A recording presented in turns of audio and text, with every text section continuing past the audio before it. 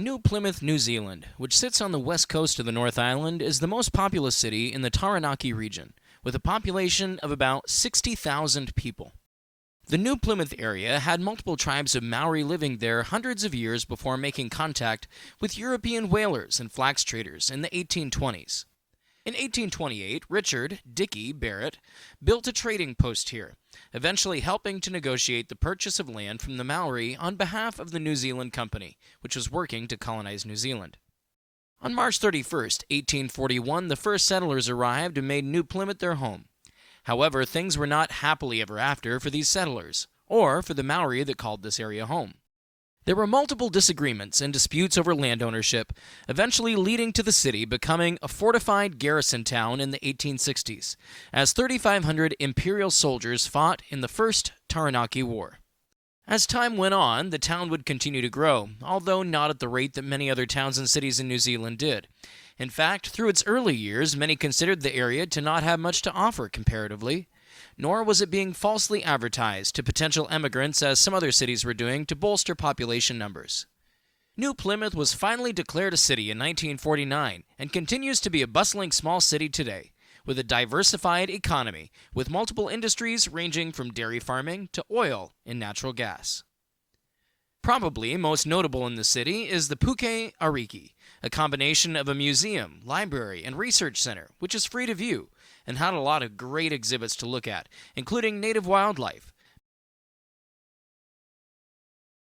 Maori artifacts, boating,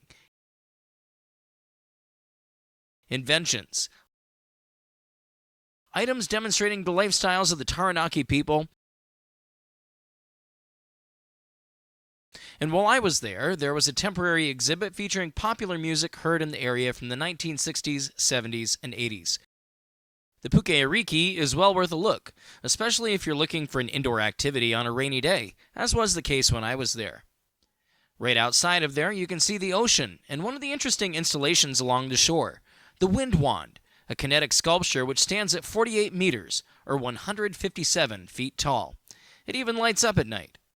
In the west end of town is the Govett-Brewster Art Gallery and Lenlai Center, a stunning stainless steel exterior that houses New Zealand's only contemporary art museum in honor of Lenlai's contributions to the world of art. There is a large park in town that is known for its gardens and a zoo, but the park was closed to the public in preparation for a large music festival while I was there, so I didn't get to see it, unfortunately. There is also a car museum just outside of town, the Hillsborough Holden Museum, but because of the rain, I didn't make it up there either. I guess that just gives me an excuse to come back sometime to see what else New Plymouth has to offer. I liked New Plymouth, but it felt a little more metropolitan than I prefer, being that I enjoy more rural areas. But immediately as soon as you leave town, you're right back into the beautiful New Zealand countryside. So it's a great place to have access to city amenities, but also be right next door to hiking trails, Taranaki Mountain, the ocean, and many other beautiful natural wonders. We'll see you next time, somewhere else, down the road.